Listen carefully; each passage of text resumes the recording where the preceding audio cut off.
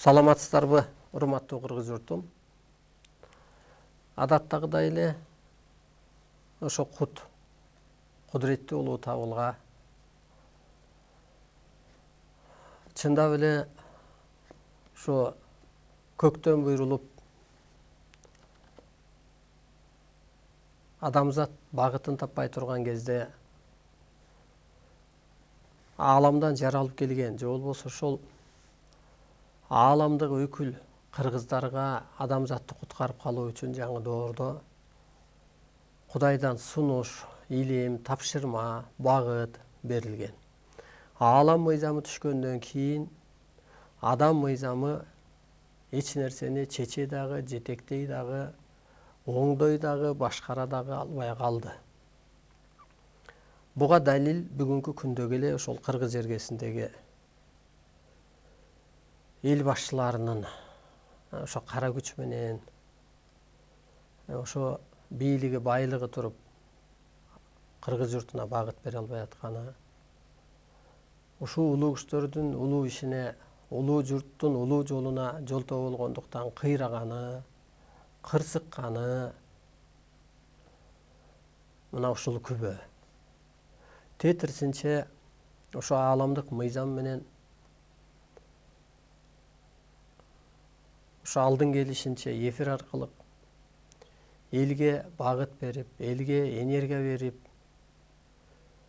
ошо улуу журтка улуу түшүнүк берип, улуулукка калыптандырып жаткан менин ааламдык мыйзамдын иши ак десек болот. Бул келечектүү десек болот. Ошо кыргыз журтун оңдоо үчүн азыр ошо улуу түшүнүктү улуу журтка жеткире салса эле элдин деле ден соолугу оңолот эле, ааламдык ата тег арбайлар деле тынчыйт эле,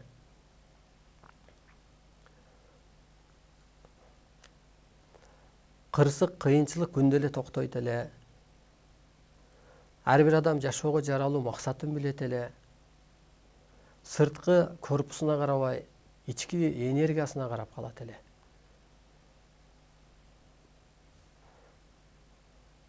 Кыргыз өлкөсү түптөлөт эле, дүйнөгө көчүрүлөт эле. Демек, ошо кыргыздын дагы ошо ааламдан так берилет. Ошо биз мен президенттикке коюп чыккандан кийин ошо чыгып аткан кезгелде сиз болбойсуз деп, себеби кыргыздын дагы көрөр күнү бар экен деп мындай. Көрөр күнү дегени дагы мындай урунуп берине элек экен, жолун таба элек экен деп. Ошол сыңар мына бүгүнкү күндөгү ошол ишенип шайлаган, ишеним берип мураскер катарга тапшырган адамдын заматта өзгөрүп кеткени, пикир келишпестиктер, ошо көзгө же көз карашка же отурумдук алдырышкандары,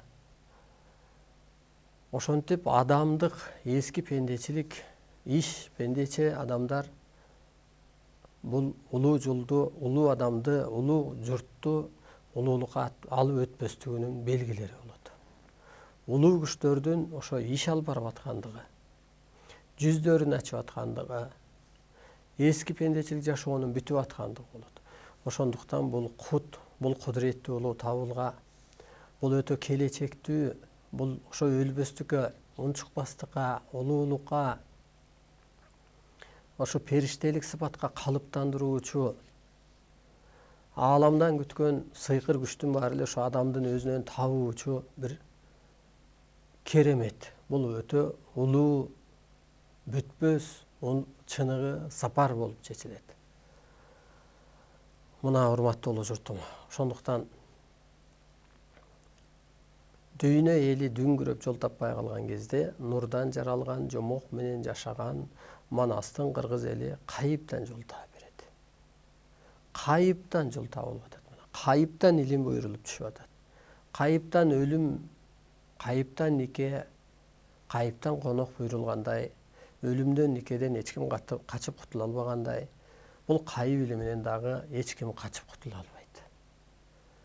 Кудайдан буйрулуп куда болуп атса, Куданы сыйлаганың, Кудайды сыйлаганың болуп атса, Кудайды сыйлаганга шарт жок демек, Кудай буйруган Куданы сыйлаш керек болгон болсо, ошол сыңары дагы ол Кудайдын илимин кайыптан түшкөн.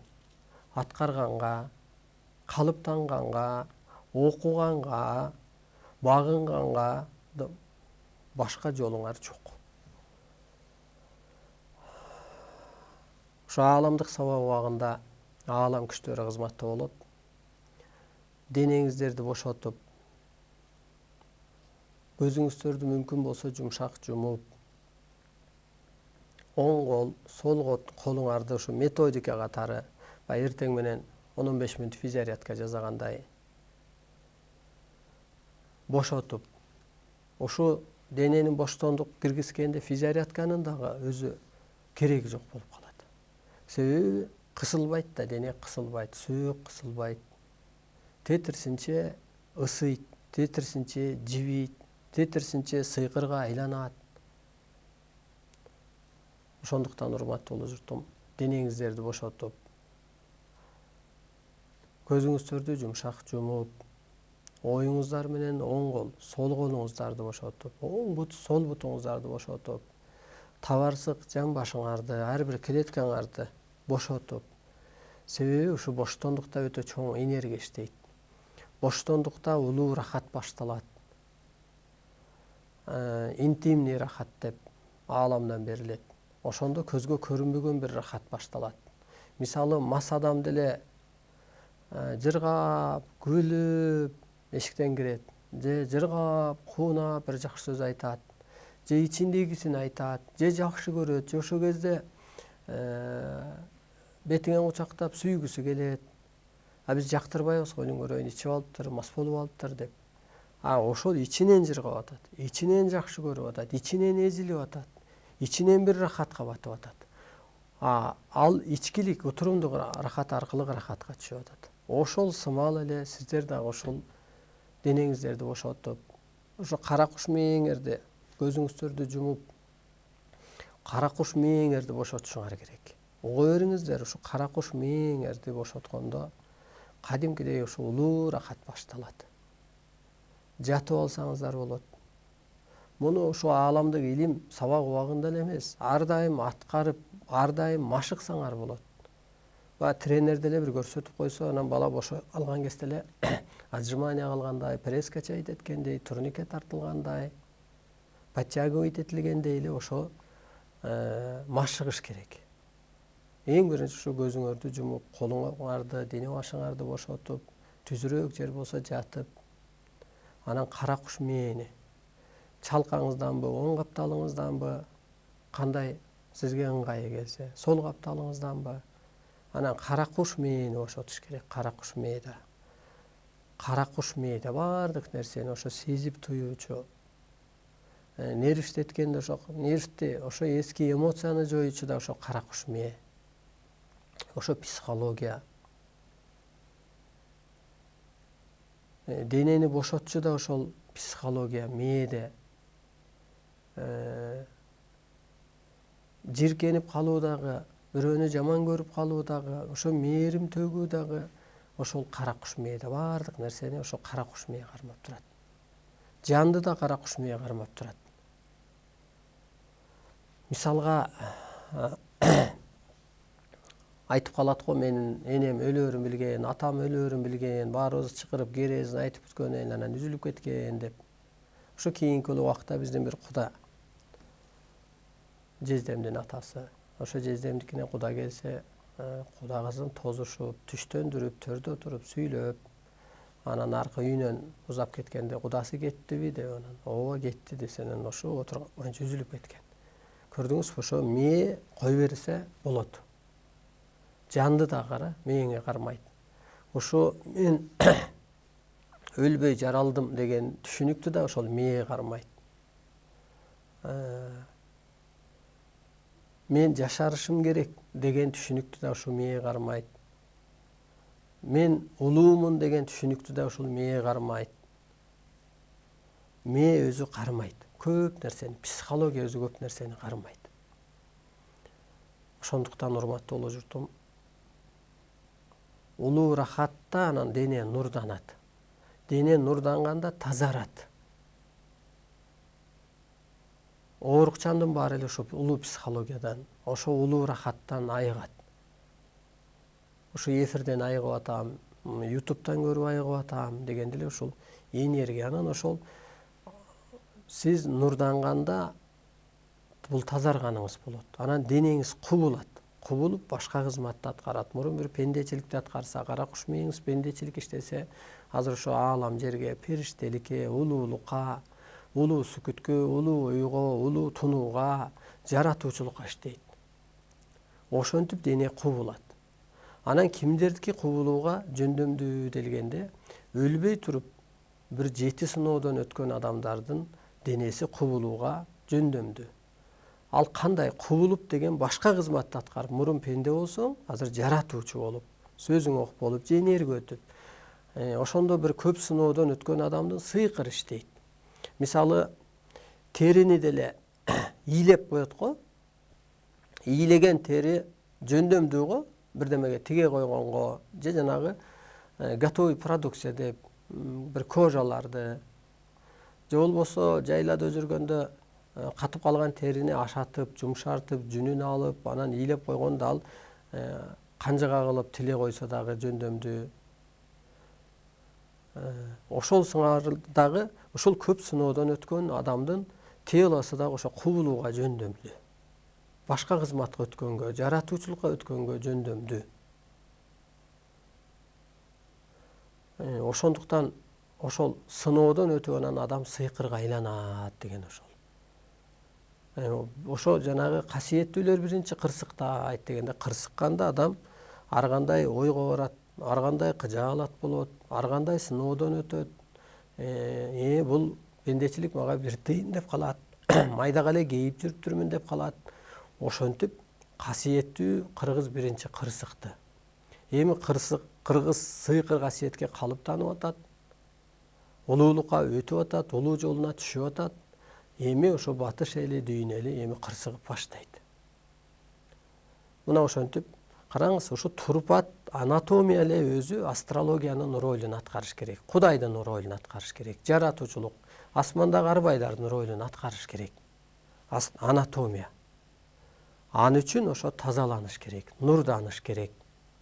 Улуу утурумдук рахат денени уулантып салган, аны нур гана нурданталат. Аны суу эмес, аны бир физраствор эмес, аны бир даар эмес, аны айыктыра албайт. Тетирсинче ошо нурдануу. Нурдануу ушул эфир убагында, ааламдык сабак убагында ошол өтө катуу иштейт. Ошон үчүн денеңиздерди өтө бош кармап, кара куш мээне ошол өчүп калган жерлерин иштеткенге, ошо күнбаш болгонго аракет кылгыла. Бул машыгыш керек ар бир адам. Анан ошо кара куш мээ ишке түшкөндө анан жаратуучулук иштейт.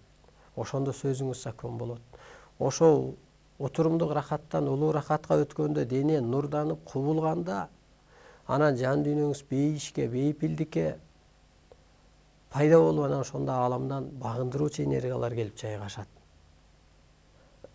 Ошондуктан денеңиздерди өтө бош кармап, эркиндик. Ошон үчүн бул ар бир адам ошо эркин өсүү буйрулду азыр. Ошон үчүн рамкадан чыгыш керек. Жанагы пендечиликтен чык, боштондук деген закон ошол.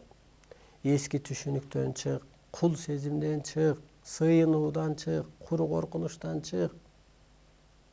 Баягы аялмын, жардымын, жаманмын деген түшүнүктөн чык азыркы күндө.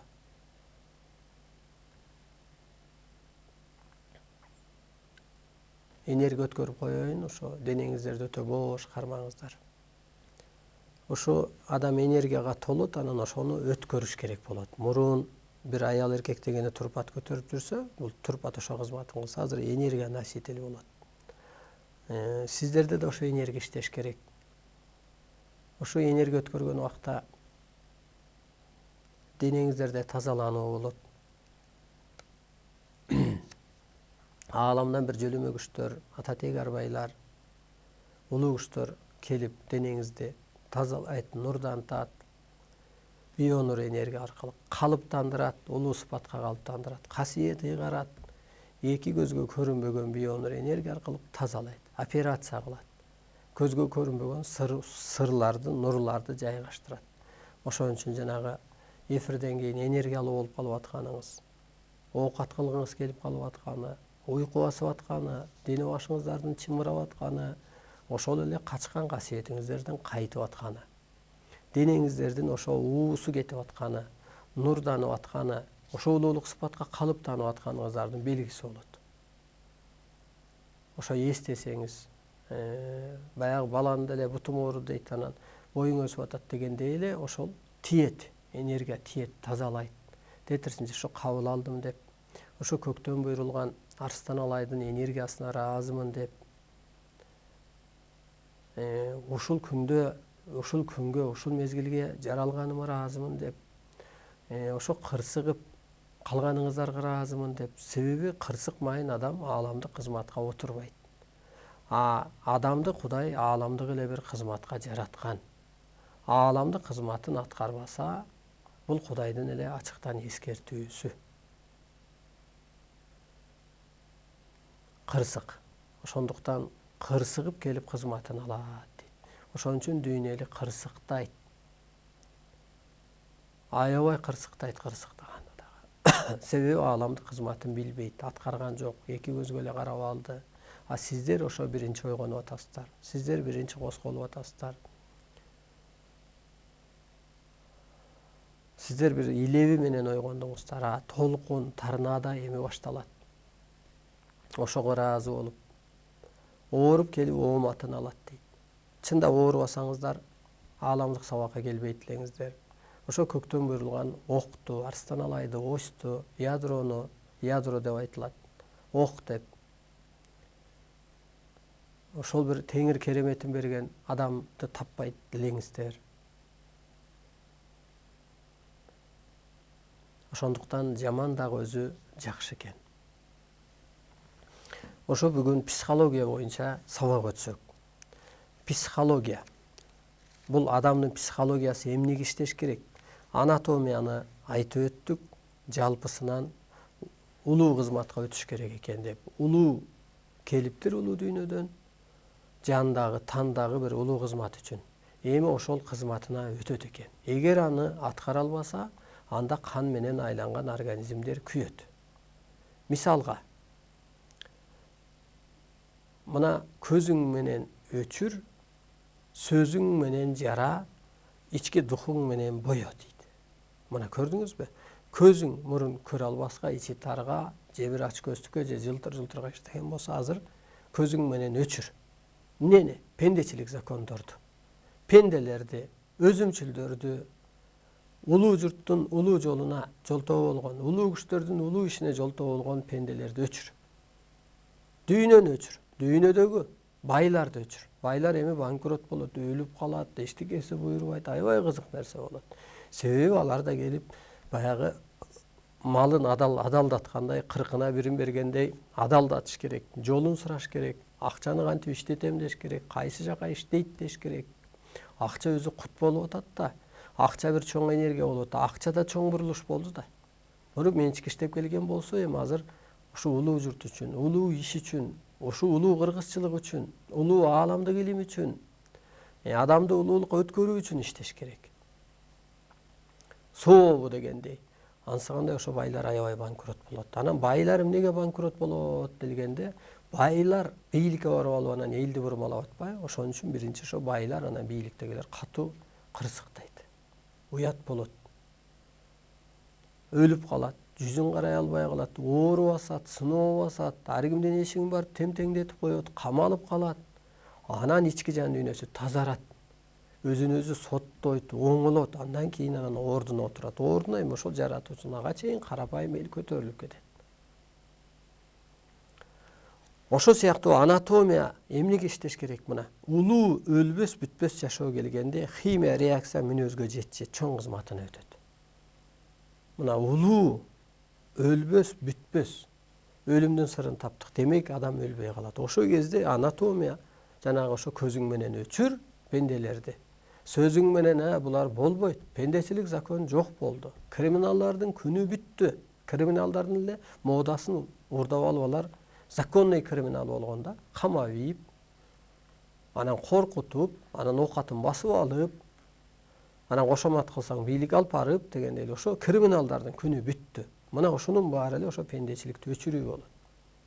Эми сиздер ошол кызматты кылбасаңыздар болбойт өзү. Анатомияң ошол сөз менен өчүрүп, көз менен өчүрүп, сөз менен жаратып, дух менен боеш керек. Ошондо эми асмандан Кудай аны талкала дебей эле сен сотто, сен чечим чыгар.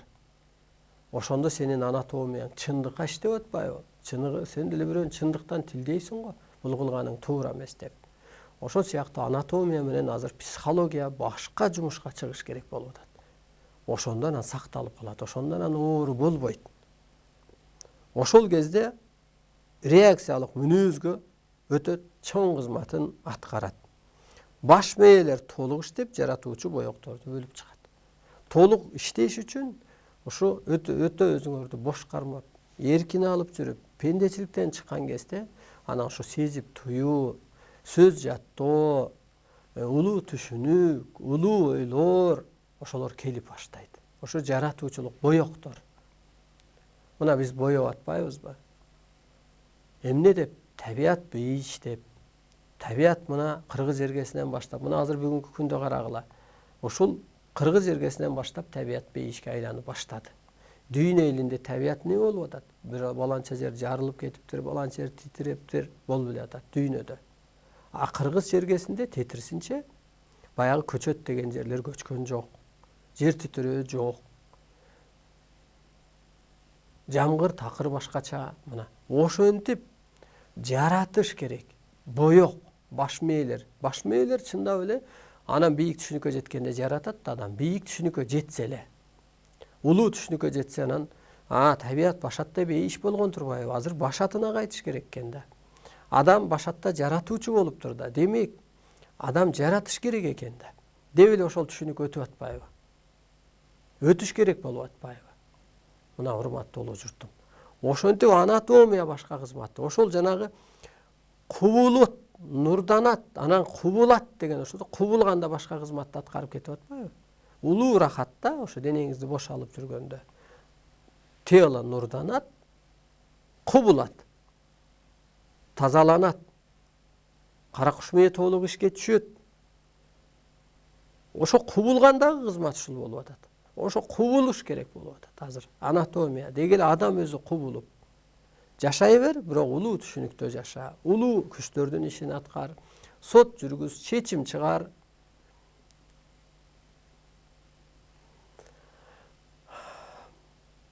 Жүрөк кан менен сокпой, энергия программа менен иштейт.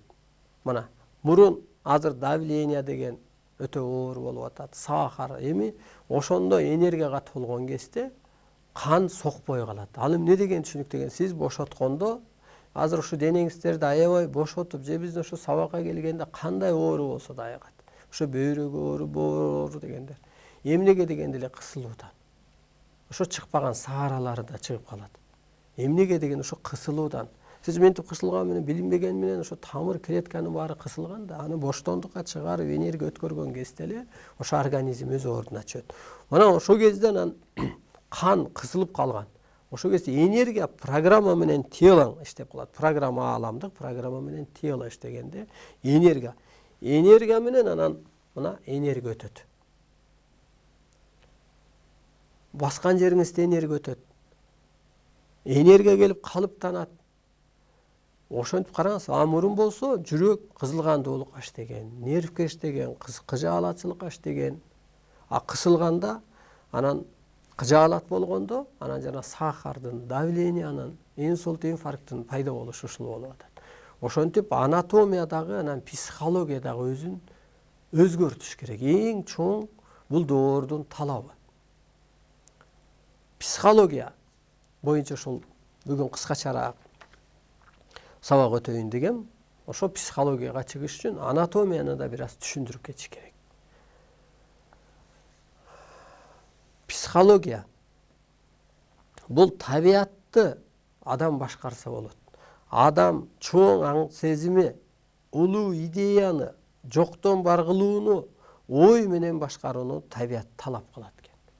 Демек ошо жамгыр жаадыргандар, жаачыларда ошо чоң аң сезим, улуу идея, жоктон бар кылуу, ой менен башкаруу ошо бир улуулук касиети, улуулук түшүнүгү болгон, ошон үчүн табиятты башкара алган. Азыр ошо адам табиятты, улуу кыргыз табиятты башкарып, табият аркылуу дүйнөнү табигый илимге, кыргызга, ошо кыргызчылыкка, ошо астрология, анатомия, психология илимине, ааламдык түшүнүккө өткөрөт. Ошондуктан табиятты башкаруу үчүн ошо психологиябыз мурун жөн эле майда жашоого жашаган болсо, азыр табиятты кантип башкарам деген табигый илимди. То есть ошо сыйыны бүттү, сыйкырчылык башталды деген ошо сыйкырчылыкты иштетүү керек. Табият башкарылыш үчүн дагы адамдан эмнени талап кылат экен? Бул улуу законду, унчукпастыкты талап кылат. Адам ошо улуулукка өтүп аткан кезде ошо удаарлар болуп турат. Табияттан, арбайдан, өлүмдөн, жакшы көргөн адамдан, жакындан дегеле ошо кезде буну көп айтып жүрөбүз ааламдык убагында. Ар бир адамда азыр удаарлар болуп атат, ар бир адамда. Ал эмне дегенде ошо сизди бышыктоо үчүн. Мунун көп кыры бар. Бир кыры сиз улуу болгондуктан удар болгондо, мисалга менде деле удар болуп турат. Ошо кезде мен мисалы жаңылыкта жашоо жандырмагы бар. Жаңылыкты көрүп тургула. Могу эле кадимки эле дүйнөлүк жаңылык, эртерденби, дүйнөнүн, Россиянын, Евроньюстанбы, интернеттенби, кыргыз жаңылыктарыбы, ошо жаңылыкта жашоо жандырмагы бар. Себеби сен жаңылыктан кийин улуулукка өткөн адам, же улуулукка өтүп аткан адам изденүүгө туура келет. Эмнеге мындай деп, муну кантип башкарам деп. Же болбосо ушу силер жаратып аткан, же силер соттоп аткан, же пендечиликтин бүтүп атканы, же ошо силер башкарганды, силер жаратканда ошонун эле отчетун бериши мүмкүн. Же болбосо ошолордон бир удар келип тиет. Мисалы Кытайдын президенти өмүр өткүчө шайланып алды. Эмнеге дегенде жакшы иш кылыптыр, дүйнөнү басып алам дейт дегенде, анан жок, Кытай же каражат дууру бүттү да, ал каражат менен, ал химия менен басып алам деп атат да. Бир желимден күрүш жасап, мисалга. Же болбосо канализациядан бир спирт жасап. Болбойт да, бул кыргызчылык жеңиш керек да деп. Анан ошондон ичиңен улуулук өткөн адамдын анан ошо психологиясы иштейт да, анан ошол от суу таш абага арбай мазар ээлери бар, анан Кытайды талкалайт. Эмне аркылуу? От суу таш аба аркылуу. Биздин керемет куралыбыз эмне? От суу таш аба аркылуу. Экономикасын экология аркылуу басат. Же болбосо аба барат, писик кылат, аба барып башкача ойлондурат. Абада өзү чоң керемет, аба өзү, ой өзү теңир болуп атпайбы? Ал ой абадан келип атпайбы? Ошо абаны жыттап алып, абаны дем алып алып, анан ошо улуулукка калыптанбай жана писик, шишик, рак, эмоция, рак, жара ооруларынын пайда болушу ошондон болуп атпайбы? Ошентип аба ырайы десе эле баягы жамгыр жаап же болбосо шамал ал бир кыры. Ачыктан ошо программаны дем алып алып атат. Же болбосо карапайым ошо абадагы биз жаратып жөнөткөн же ааламдык программаны дем алып атат дагы өсүнөн өсүп, өйдө эле өсүп атат. Эскичилигинен кетип атат, мүнөзү өзгөрүп атат, жөнөкөй болуп калып атат, табигый болуп калып атат. Караңыз, ошентип жашоо жандырмагы жаңылыктан көрүп туруп, анан кыйратканга, соттогонго аргасыз болобуз. Баягы кара жиниме тийдиң дегендей деле, ошо бирөө жиниңе тийсе, же ошо пендечилик, мыйзамдар, же болбосо ошо пенде өкмөттөр, же болбосо ошо элдин ырыскысын жегендерди көргөндө анан ичиңен соттойсуң да, бул пендечилик бүттү. Ким акча үчүн иштесе, ал ачка калат. Булар ачка калыш керек. Ким элди алдаса, ал аңга түшөт. Ким doğru мыйзамын билбесе, артта калат деп ааламдан берилгенден анан ошентип соттоо, ошо кара жинин козголуп туруп. Караңызчы, мына ошондо ушул психология иштеш керек. Ошо психология деген бул кара куш мээ ошо күн баш. Анан ошо кезде ошол иштегенде, анан ошо программаны анатомия иштеп, анатомия, астрологиянын жана көзүң менен өчүр, сөзүң менен жарат, кыргызчылык башкарат, кыргыз дүйнөнү башкарат.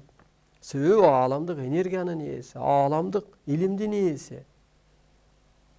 Кудайлык сыпатка отур, арбайлык сыпатка отур, адамдык сыпатка отур деп, анан ошентип туруп анан жаратып атасың.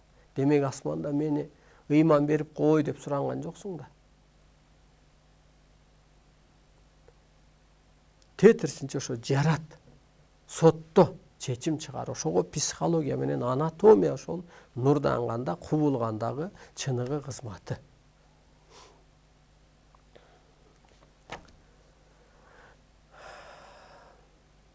Психология кимдерди иштеши мүмкүн? Ошо жаратуучулук. Бул өтө сезгич мүнөздү талап кылат. Баарын эле кара куш мээси иштебейт.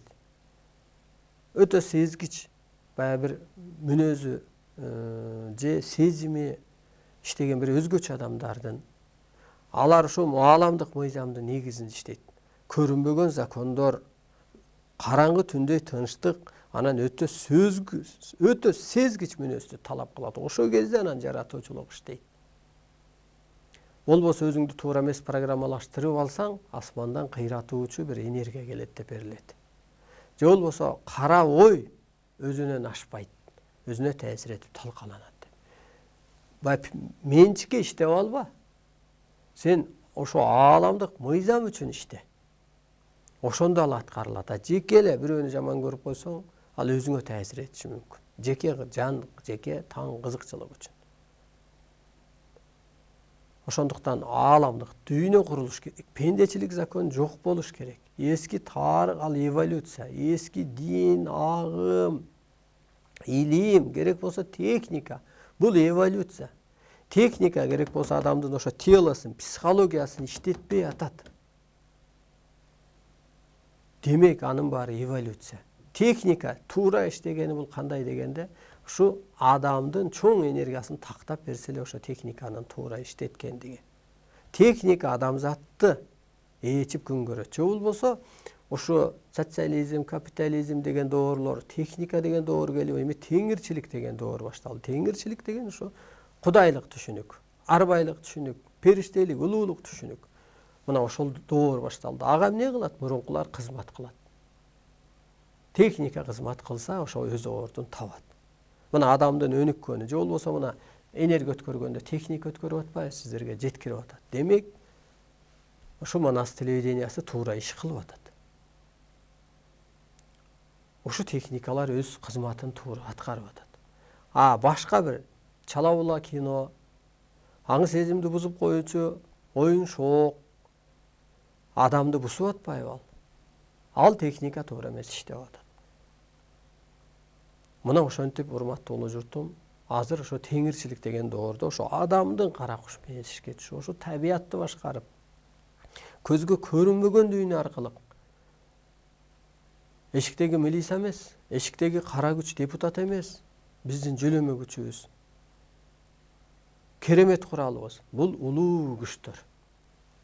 Анткени ошолор менен гармониядамын. Анткени ошолордун ишин алып барып атам. Анткени адамзатты ошол түшүнүккө үндөп атам. Ошондуктан энергия өтүп атат. Ошондуктан өсүп атасыздар. Ошол себептен пендечилик закону өчүп атат. Жүздөр ачылып атат. Жалган экенин, бул жашоо жалган экенин, алар бир жалган экенин, ал адамдардан эчтеке чыкпастыгын көрсөтүп атат. Башатта турган башчы актаган, ошолор алып барган, ошолор адвокат болгон адамдардын колунан эчтеке келбейт. Ой, ал адам, ааламдык адам эмес да. Ал бир жердик адам. Ал чындык адам эмес да. Ал өзүмчүл адам. Азыр өзүмчүлдүк өзүнө муш болот деп берилет. Эл адамы чаалыкпайт. Ошо өзүмчүлдөрдүн өзүмчүлдүк өзүнө муш болуп тийип атат. Ошентип техника, заман, табият далилдеп берип атат. Кыргыз дүйнөгө таанылат ошо чоң касиети менен, чоң энергиясы менен, чоң керемети менен таанылат. Эми кыргызды дүйнө актап, мактап, кароого алып келет. Бул чындык. Табияттын эгеси силер турбайсыңарбы деп келет. Табият силер менен пикирлеш турбайбы, сырдаш турбайбы, силер тилин таап алган турбайсыңарбы деп келет. Аалам силердик турбайбы, кырсыктатпадыбы бизди деп. Техника менен өскөн, каражат менен өскөн, каражатка караган, эски эволюция агымдардан чыга албаган мамлекеттерди кыйратты деп. Көрсө ошо сыйкыр касиетке ээ болуш керек турбайт. Ал бизди тапкыча, ал мамлекет оңолбойт. Себеби эски мыйзам менен жашаган адам, эл, жер банкрот болот. Ошол жер, ошол эл банкрот болот, ар тараптан кырсыктайт. Психология мой эски көпкө чейин бир калыптан башы мүмкүн. Себеби өзүн жаңыдан кабылдоо, бул кандай деп, мен ушу улуумун деп, мен ушу жаратуучумун деп, мен ушу өлүм сырын таап, өлбөстүккө пайдабал түптөп, ой менен чындыкты пайдалануу учурунда банкрот болот. Кантип эле адам жаратсын, кантип эле адам улуу күчтөр менен кызматташа албай, өзүн агарта албай, нурданта албай, ишенип, ишенбей, түшүнүп, түшүнө албай, аткара албай, ошол кезде баягы банкрот болот дегендей өчүп, тамып, бир күнү түзүк эле жүрүп, настроениясы эртеси күнү духу түшүп калып, мына ушинтип. Ошол кезде ошол психологиялык банкрот. Андан кийин ушул жаратуучулук иштетиш үчүн өтө ошо караңгы күчтөрдүн ордун алууда көп удаарларга туш болот. Мына улуу күчтөрдүн ордун аткарып атпайбызбы? Мына азыр энергия өтөт сиздерге. Өтүп атабы? Өтүп атат. Жеңилдеп калып атасызбы? Жеңилдеп. Мына ошо улуу күчтөрдүн ба Кудайдан бир мээрим төгүлгөндө адам жеңилдегендей. А биякта эле бир адам аткарып коюп атпайбы ошону? Бизге бир жыл мурун бир эже келип атын унутуп калдым. Анан биз ошо эшин алдына бир кыргыз боз үй тигип атып, анан кечине бүтпөй калды. Анан эжелер тигип атты эле, келсем ошо эже айтып атат. Бул Арстанлай Кудай экен дейт. Мен таң калып, бул аял каяктан билип алды, муну айтпай эле жүрсөм деп ойлонсом айтат. Мен аябай банкрот болдум, кыйналдым, кырсыктым дейт. Анан ошо Кудайга өзүнчө оюман жалындым дейт. Кудай, сен болсоң мен бутуңду жууп берейинчи, жатсаң бир астыңа шырдак болуп, төшөк болуп, астыңды бир жумшактайынчы деп аябай айлам кетип, ичимен ошо бир нерселерди иштеп чыктым дейт. Анан ошо кезде бир мындай аба келип, чекеме мындай жагымдуу бир нерсе болуп өттү дейт. Арстанлай сабак сүйлөп атып жаныман өтүп баратса, ошол сезим болду дейт. Баягыдай энергия келди дейт. Анан ошол сыңары азыр көк асманда эчтеке жок, жерге түштү, болгон энергия. Мына ошол көктөгү Кудайды тааныганын, көктөн буйрулган адамды тапканың, мына энергия өткөрүп атат. Кудай дей берсең, ал кул сезимди башкарат деп берилет ааламда. Ал өзү иньян депчи. Кудай деп алсаң, анда акка мен акмын, мусулманмын, ал кара деп кайра экиге бөлүнүп кетип атпайсызбы? Бул дүйнөдө өзү иньян, эски ак кара деген түшүнүк жоюлуш керек болуп атпайбы жаңы тоордо?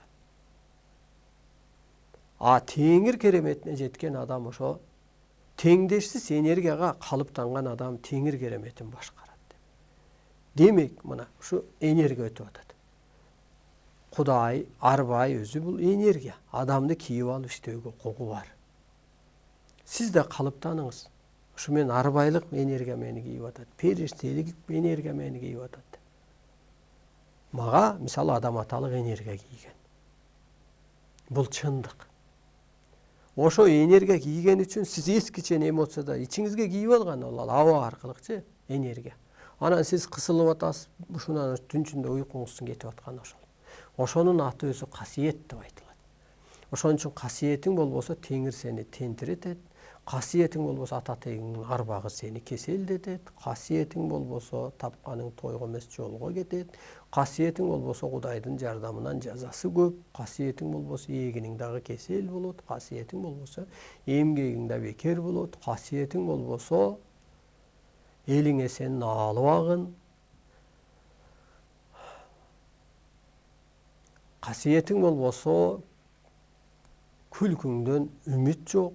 Касиетиң болбосо сакай албай саргаясың. Касиетиң болбосо мактана албай артынасың. Ошо өзү энергия бул касиет. Энергияга ошо калыптанып улуулукка өтсөңүз эле ошол касиетти тутунуу деген ошол. Мына ошентип анан энергия иштетет. Анан ошол ар бир адамда бул өзү энергия бар.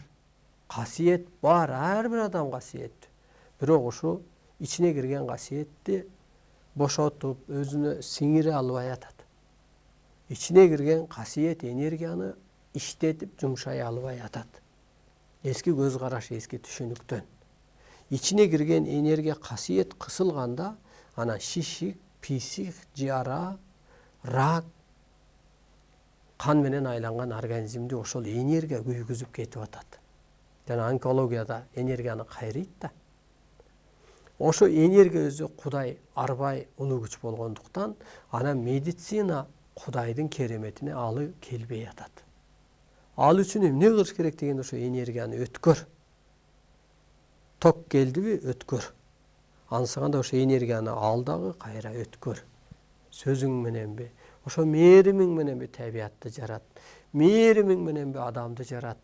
Жаман эмес, жан дүйнөсү жарды. Мен жан дүйнөсүн байытайын де. Азыр эл күнөөлүү эмес бул. Кудай арбайдын адамды кийип алганына, бир октун пайда болгонуна, билбегендиктен асманды карап атат. Билбегендиктен таап келе албай атат. Анан эле кырсыгып атат.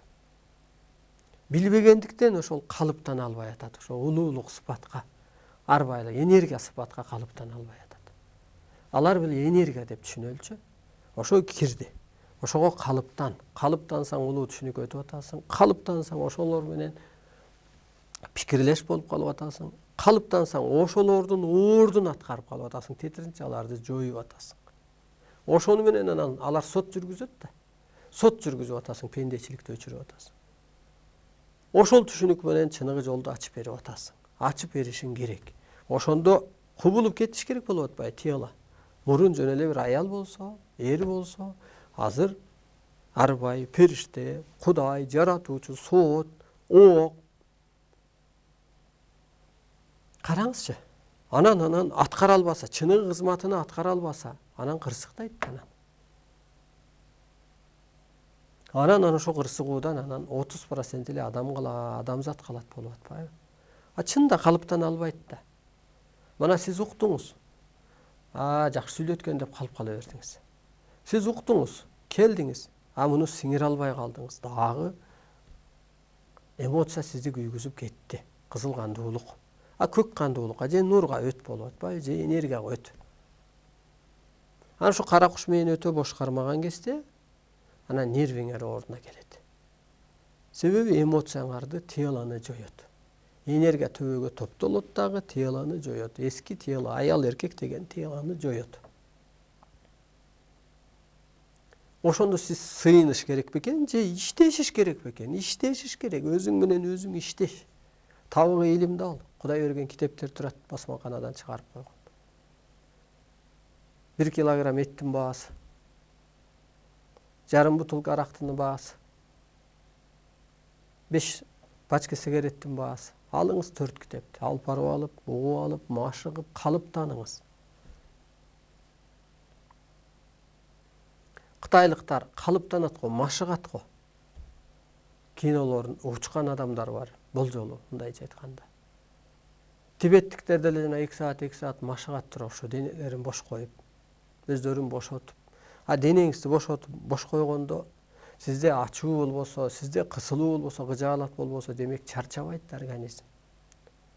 Уйку жоюлуп кетет, ордуна сүкүт пайда болот. Сүкүт ошо изилденүү. Азаят уйку. Тамак жөө азаят. Тамак жөө эмоциядан болгондо. караңызчы. Ошентип адам кыйрап алган, тетир жолго түшүп алган. Эки көзгө пендечилик эми ошо улуулукка өт. Башатта жаралганда адам улуу болгон, жаратуучу касиети болгон.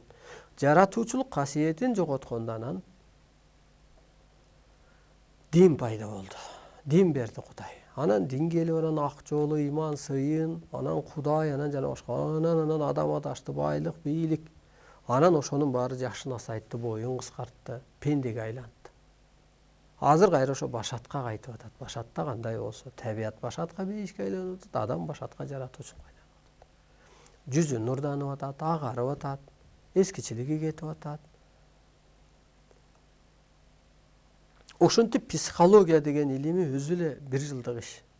Буга калыптанып, аткарып өтүш. Эң башкысы бир адам калыптанды. Эми ал бат-бат эле окутуп коет. Бир жылда адамды калыптандырып коет. Ал сизге керек. Эмнеге дегенде оорубайсыз да. Өлбөстүккө өтүп аласыз да. Дүйнөгө келсе башчы болуп аласыз да. Багыт бересиз да. Касиетке калыптанасыз да. Өзүңүзгө керек болуп атпайбы? Сиздин жаныңыздын, таныңыздын ээси энеңиз эмес, эриңиз эмес, апаңыз эмес, аялыңыз эмес, өзүңүз. Ошону анан нурдантып, иштетип, улуу кызматка өткөрүп, кубултуп. Кубулгандагы кызматын өткөрүп. Анан ошон үчүн Кудайга, адам ата периштелерге, аалам күчтөрүнө ыраазы болуп атпайсызбы? Болгон жандырмагын берди.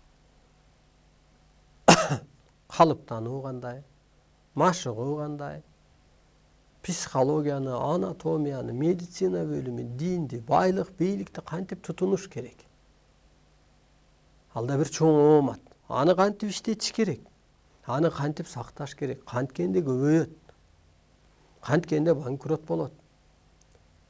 Бардык нерсе берилди. Канткенде өлбөстүк пайда болот? Канткенде улуу түшүнүк өтөт адам?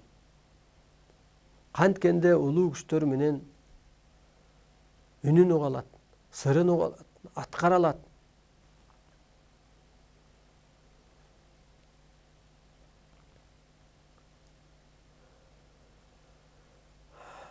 Мына адамга дух берүү.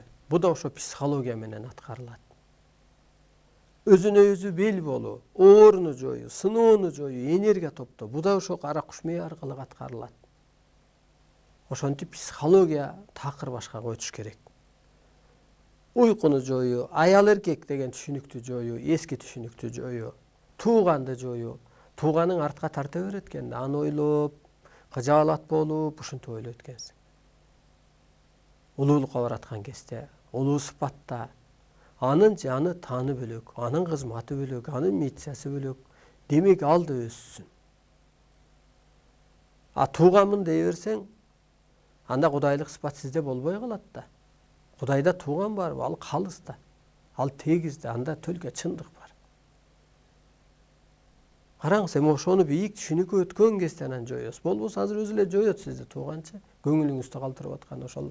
Ааламда күчтөрдүн кызматы ошол. Эң жакын тууган ошо сиздин көңүлүңүздү калтырат.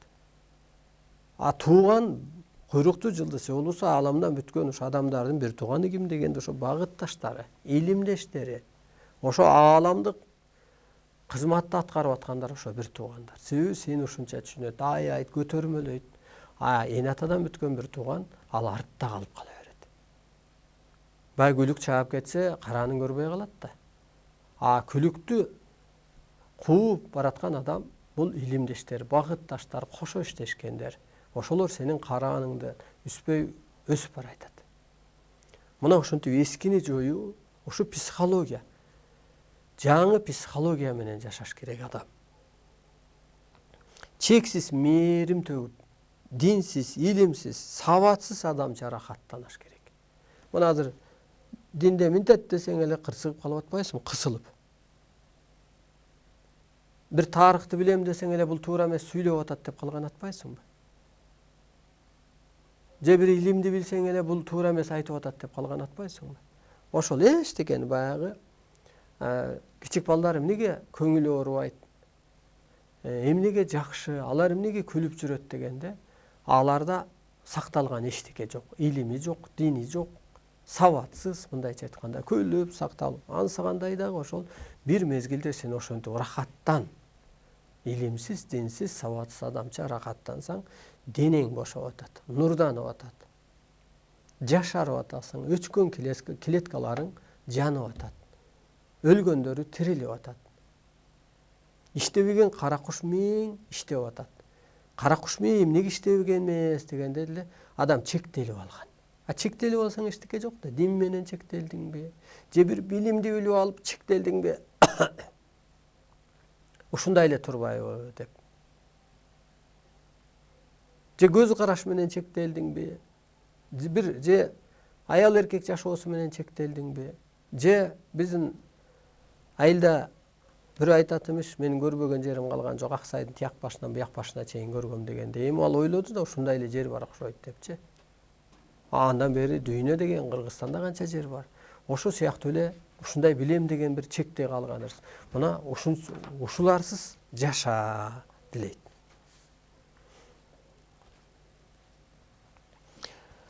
Ошо эфир башталгандан бери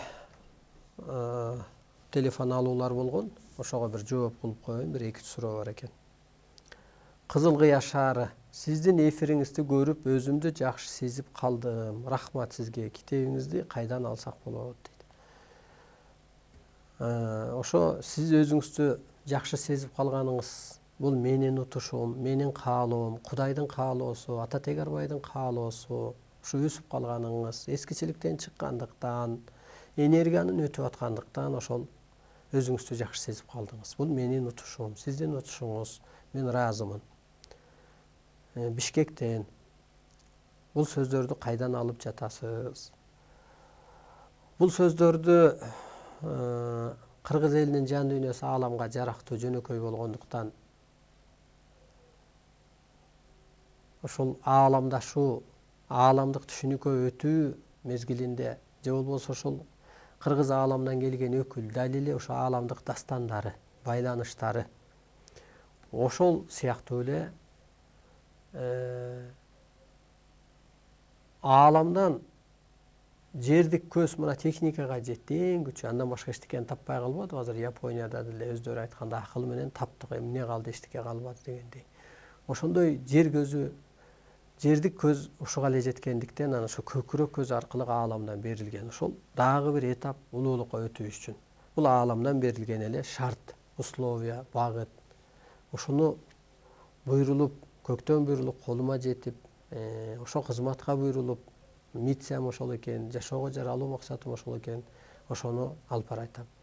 Анан китептерибизде Бишкекке адам каттаса жакшы болот эле, мейли таксистпи, мейли тууганыңызбы, анан берип койсок болот. Кызыл Кыяда биздин китептер жок. Мына урматтуу улуу журтум, ушинтип психологиябызды биз өзгөртүшүбүз керек болуп атат.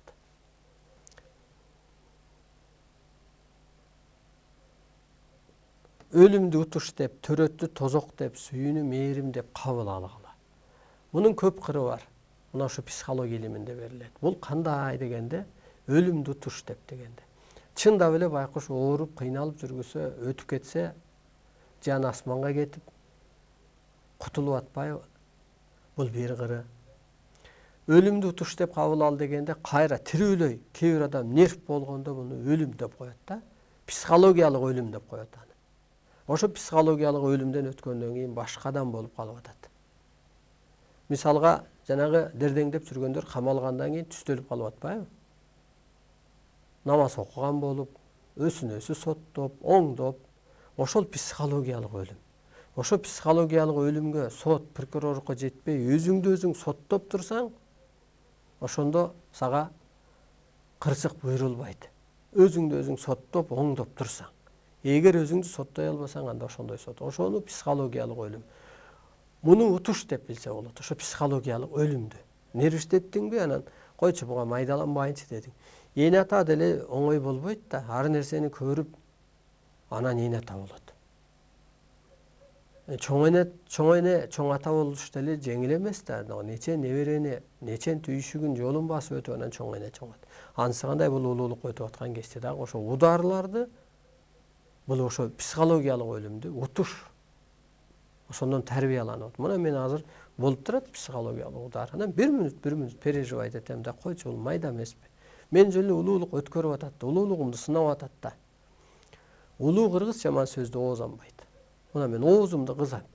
Койчу жаман сөздү оозанбайын деп. Оозанбаган сайын ишим жүрүшүп, духум көтөрүлүп, өзүмдү жакшы сезип атам. Көрсө ошо улуу кыргыз жаман сөздү оозанбайт.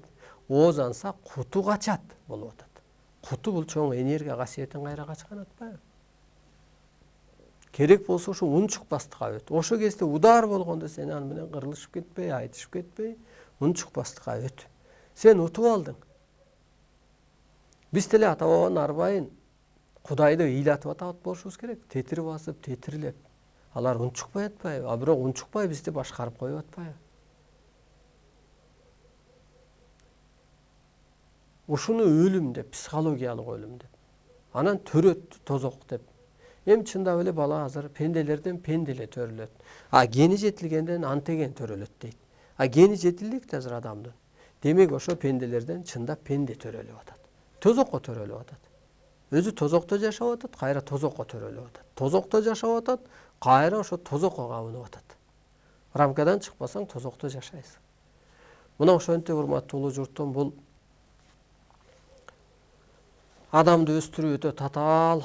Ошо улуулукка, ошо сыйкырчылыкка, ошо жаратуучулукка, периштеликке калыптандыруу кыйын, бирок жемишин берип атат. Энергиясы иштеп атат. Ошо талкуу убагында толкун дүйнөгө кетип атат. Аба аркылык, жана эфир аркылык, телефон деле беспроводный чыгып калгандай, ошо адамдардын аң сезимине чыгып атат. Бул жерде так берилет, Арстан Алайдын акылы элдин жүрөгүндө жашап атат депчи. Көпчүлүк айтат, мен ойлоп атканда эле сиз сүйлөп атасыз дейт. Ооба дейм, туура сен ойлоп атасың. Анткени ошо бир эле ок ошол нерсени жаратып, жазып, ойлонуп кете берсе, ар бир адамдын акылына жете берет. Себеби аба аркылык. Мына энергияңар эфир аркылык өттү, жеңил сезип калганыңар, буту колуңардын чымыраганы, уктап калганыңардын баары эле ошо энергия, нурдануу, тазалоо, кайра ошо качкан касиетиңди калыптандыруу, улуулук сыпатка өткөрүү болот. Урматтуу улуу журтум, мен айткандай кыш болбойт. Кыш болсо сенде, жан дүйнөңдө өзүңдү кыйратып аласың. Жан дүйнөңдө тозок, көрө албастык болсо өзүңдү кыйратып аласың. Ошон үчүн жан дүйнөдөгү кышты, музду, көрө албасты, ичи тарды, эскини, ак караны жоюңуздар. Аны үчүн эмне кылыш керек? Ошо кара куш мээңизди өтө бош кармаңыз. Аны үчүн ошо адамзаттын баарын улуу деп кабыл алыңыз. Жерде жаман дебе, жан дүйнөсү жарда адам бар де.